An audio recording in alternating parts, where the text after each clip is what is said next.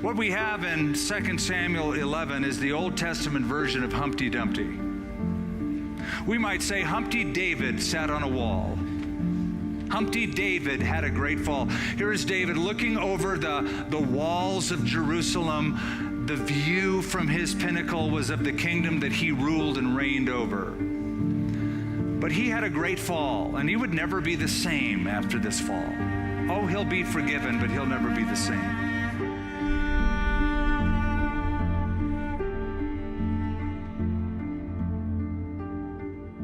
From the king's house, you can virtually see every house around you in plain view.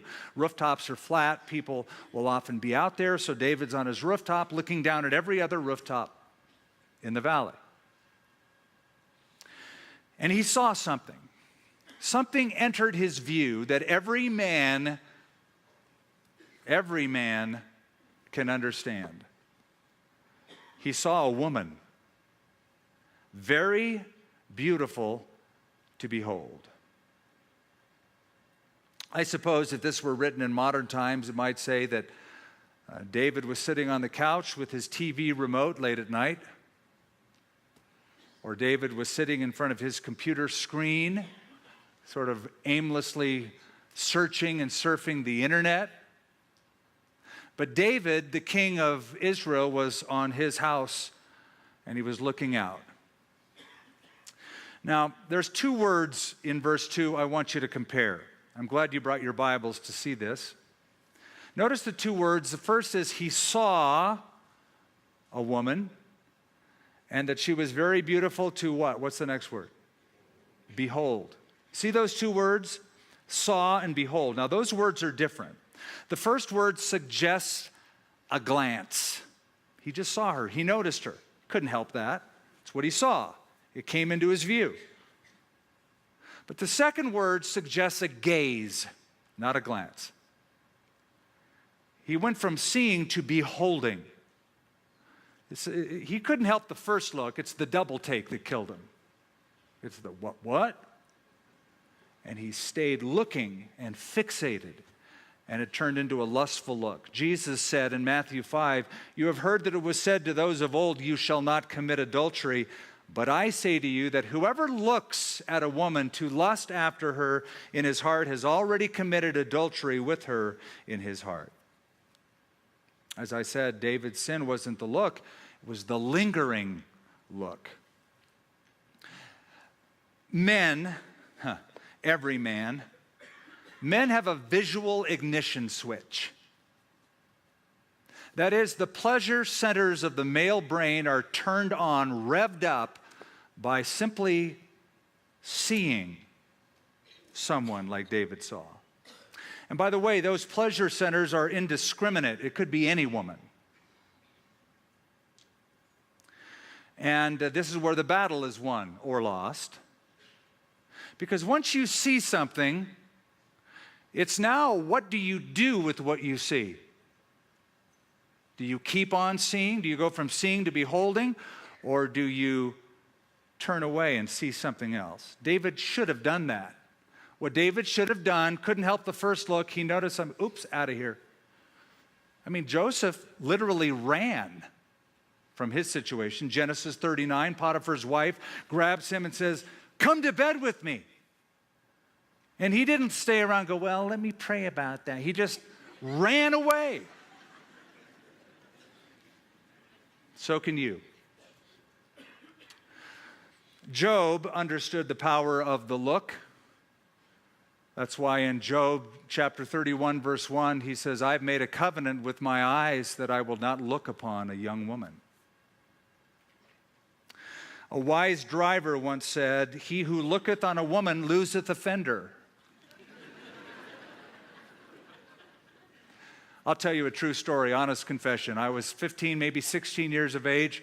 I went from a permit to a driver's license, Southern California. My mode of transportation was a Honda 305 motorcycle. And the only accident I've ever been in where I got in an accident while I was driving was this one. I'm on a motorcycle, I'm driving down the street, almost home. I'm following a car, but I'm distracted by a beautiful girl on the side of the road, and my eyes followed her. I'm following her, and I'm supposed to be driving, and what I don't notice is the car in front of me is now slowing down to make a turn. I plow into the back of the car, I fly over the car and land on the street in front of the car. Talk about a wake-up call in this area. That did it. Now, we naturally focus on David and David's lust and David's sin, but I do have to say something about Bathsheba. If Bathsheba wasn't taking a bath out on the top of her rooftop in plain sight, it sure would have helped. She had to have known the vulnerability of that situation given the topography of Jerusalem. If you can walk out on your roof and see it that easily, she had to have known that. So I just want to say, women, try to be part of the solution, not part of the problem. Help us out here a little bit. You know what I'm saying? Your physical appearance can be a snare. Don't give us something to lust after. Don't make it easy. A.W. Pink, Arthur Pink writes, if lustful looking is so grievous a sin, then those who dress and expose themselves with a desire to be looked at and lusted after are not less but perhaps more guilty. In this matter, it is not only too often the case that men sin, but women tempt them to do so. How great then must be the guilt of a great majority of modern misses who deliberately seek to arouse the sexual passions of young men. Bathsheba, take it inside. So now we go down to verse 3, and we go from the springtime in David's city, the summertime in David's sight, to the fall. This is the fall. This is Humpty Dumpty falling. This is fall time in David's sanctity. So David sent and inquired about the woman. Seems innocent at first. I just want to ask a few questions, find out a few facts. Just one little step toward Sodom, like Lot did. Just find out. He inquired about the woman. And someone said, is this not Bathsheba, the daughter of Eliam, the wife of Uriah the Hittite? Then David sent messengers and took her, and she came to him, and he lay with her. Oh, I hate reading this. It's so quick, it's so cold. There's no love here. This is just pure passion, raw sex. For she was cleansed from her impurity, and she returned to her house. And the woman conceived, and she sent and told David and said, I am with child. You probably know that kings in those days could take anything they wanted, anyone they wanted. They would develop a harem. But, this is a different king. This is God's king. This is the kingdom of Israel.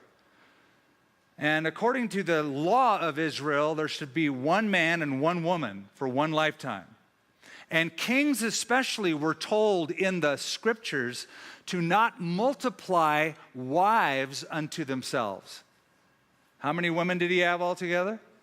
17. 7 wives, 10 concubines. What does that tell us? It tells us this is a pattern with David. He's a polygamist. He has a harem full of women. Now think about this. You would think 17 women would satisfy him. It doesn't. And why is that? For a very simple reason. The more you have, the more you want. It's not like the more you have, you'll finally reach a saturation point. I'm done. David's not done. David looked and David lusted and David lived out his fantasy because he had done it before. Over and over again. This is a pattern with him. David didn't collapse in a weak moment. David cultivated a weak moment. This is his 1 minute in the chair, but he has cultivated for a long time. I see verse 3 as a warning. Do you? Somebody said, is this not Bathsheba, the daughter of Eliam, the wife of Uriah the Hittite? That's a warning. Hey, David, That's somebody's daughter. David, that's somebody's wife. Hands off. You already stole from her in looking at her privacy. You already took from her what belonged only to her husband when you gazed at her. This is somebody's wife. This is somebody's daughter.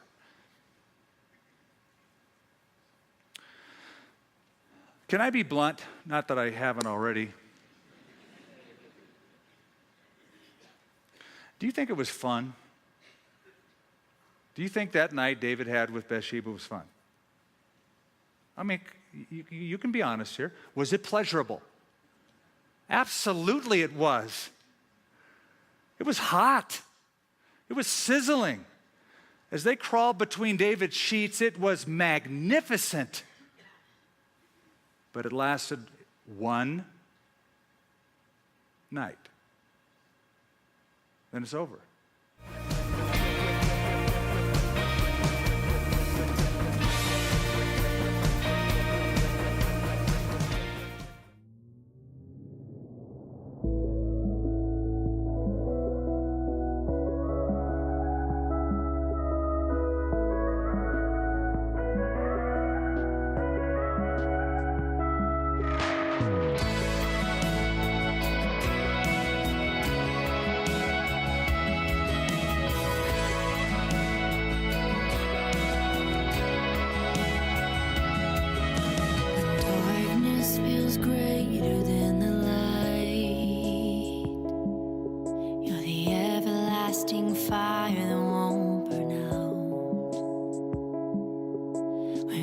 Screaming louder than my peace.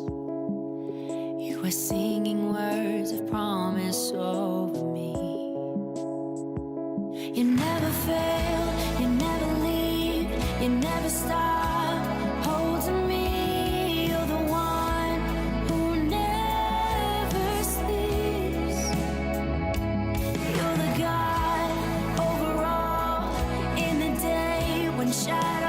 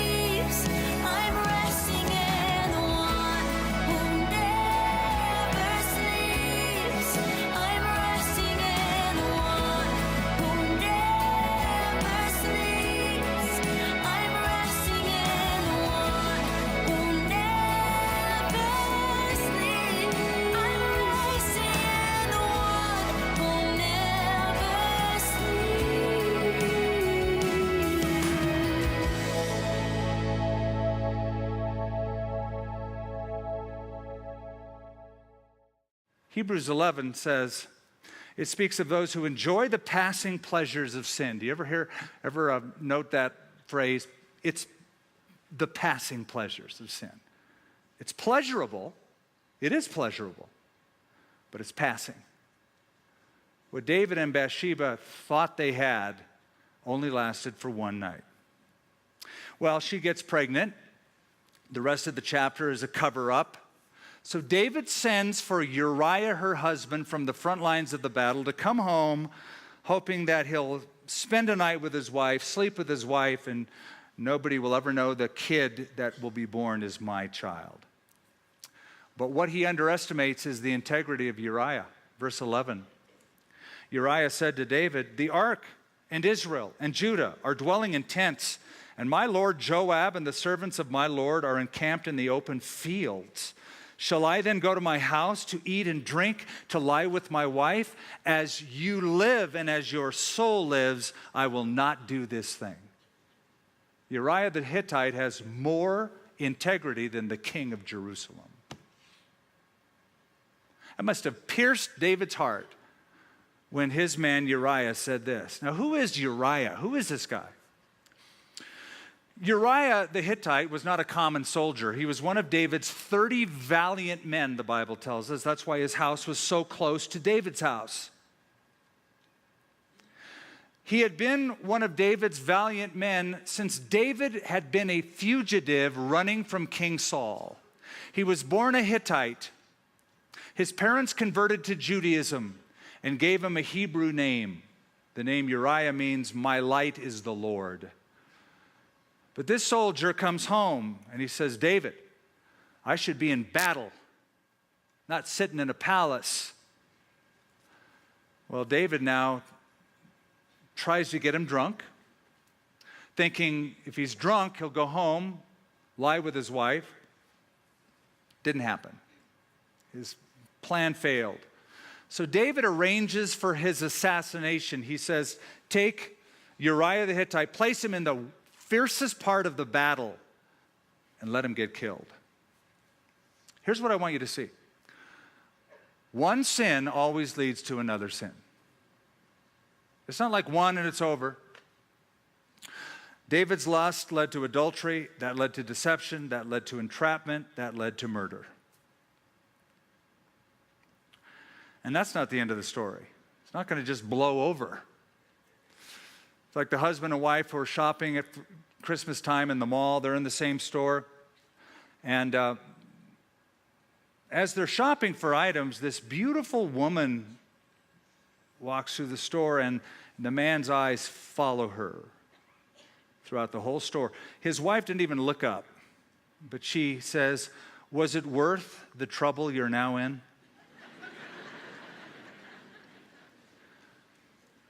We might ask David, David, was it worth the trouble you're now in? And you know who David is in trouble with? He's in trouble not only with his family and his army, but with his God. So Uriah the Hittite goes back. He gets killed. And a report comes back in verse 24. The archers shot from the wall at your servants. And some of the king's servants are dead, and your servant Uriah the Hittite is dead also. Now listen to David's response. David said to the messenger, thus you shall say to Joab, do not let this thing displease you, for the sword devours one as well as another. Strengthen your attack against the city and overthrow it, so encourage him. We go from springtime in David's city, summertime in David's sight, fall time in David's sanctity, to the coldest time of all. It is now wintertime in David's soul. Listen to how callous he is about one of his mighty men. Whatever. People die. He caused his death. No remorse. You know why? Because David's doing this inside. Whew, man, no one will ever know what I've done. He's leaving something out. Look at verse 26. When the wife of Uriah heard that Uriah, her husband, was dead, she mourned for her husband. It tore her apart. And when her mourning was over, David sent and brought her to his house, and she became his wife and bore him a son. But, notice this last sentence, but the thing that David had done displeased the Lord. Ponder that phrase. Let that sink in. But the thing that he had done displeased the Lord. Sin is the most expensive thing in the world because it offends God. David thought it's hidden from everyone. Nope. Proverbs 5, written by David's son later on, Solomon, says, the ways of a man are before the eyes of the Lord, and he ponders all of his goings. David is busted. Chapter 12 will tell the story when God sends Nathan the prophet to him. Now, David will confess his sin. You know Psalm 51, you know Psalm 32. Those are both written after this. This is David's confession of his sin. And listen to how deep it is. Psalm 51, have mercy on me, O God. Wash me thoroughly, cleanse me from my sin. Can't you hear the emotion in David? Here's the deal, though. You know how long it was from the night David fell, that night with Bathsheba, until the time he confessed in chapter 12? 1 year. 1 year. The best time for David to cry out to God was between verse 4 and 5. Sitting on the edge of his bed, say, oh God, what have I done? Oh Lord, forgive me. But he covers it up, kills a man, gets him drunk, orders his assassination, and doesn't pray for 1 year. It is wintertime in David's soul. David loses trust with his family, he loses trust with his army, and he loses intimacy with God. Now, when David saw Bathsheba, when he's standing on his veranda, his rooftop, and he's looking down at her bathing, he must have thought he has never seen a more beautiful sight in all of his life. That's how men think at times like that. I've never seen a more beautiful woman in all my life. And at that moment, when the look turned into a lingering look, a lustful look, David forgot everything. Because sin, especially lust, does that. It just sort of cauterizes sense. You become insane. David forgot who he was. David forgot about his family. David forgot about his army. David forgot about all those psalms he had ever written. David forgot God. He wasn't mad at God. He just forgot God. That's why if you could just somehow rehearse before you act what the consequences might be, but stop a person. Randy Alcorn, who has written so many good books, he's a pastor and an author, said, when I feel particularly vulnerable to sexual temptation, I find it helpful to review what effects my action could have. And he makes a list. I'll just read a few. Grieving the Lord who redeemed me, dragging his sacred name through the mud. One day having to look Jesus, the righteous judge, in the face and give an account of my actions. Inflicting untold hurt on Nancy, my best friend and loyal wife. Losing Nancy's respect and trust. Hurting my beloved daughters, Karina and Angie. Causing shame to my family as they ask, why isn't Daddy a pastor anymore? Losing self-respect. Creating a form of guilt awfully hard to shake. Even though God would forgive me, would I forgive myself? Bringing great pleasure to Satan, the enemy of God and all that is good. Causing shame and hurt to friends, especially those I have led to Christ and discipled. And he says, I list those names. Boy, that would stop you. If you could rehearse the consequences before you act. Now, did David write more Psalms? Yes, he did. He will. Will David be forgiven? Yes, he will. Immorality is not an unforgivable sin. Of course, he'll be forgiven. Yes, and that's a whole different message. But what I want you to hear is that the consequences of sexual sin are unique in the pain and the shame that they bring. And as we are about to close in prayer, I want you to think of what Paul wrote to the Corinthians when he said, "Let him who thinks he stand take heed lest he fall." All of us, every man, all of us, men and women, we are all vulnerable. So, as you're sitting in your chair for 1 minute, looking at the shotgun, is it worth it?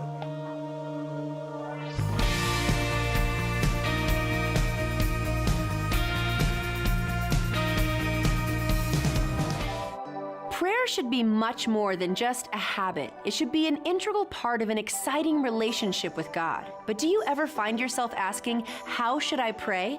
When the disciples asked Jesus this question, he gave them a model prayer, what we call the Lord's Prayer. In the lifestyle booklet, Pray This Way, Our Pattern for Prayer, Skip Heitzig leads you through this marvelous prayer, teaching you the perspective you should have as you communicate with God. That's why we're offering the booklet Pray This Way when you give a gift to connect with Skip Heitzig. You'll also receive the CD message Living Like There's No Tomorrow, where Skip challenges you to make the most of today. You may order online or by phone 24 hours a day. Your generous gift will help connect more people to Christ on this and other stations.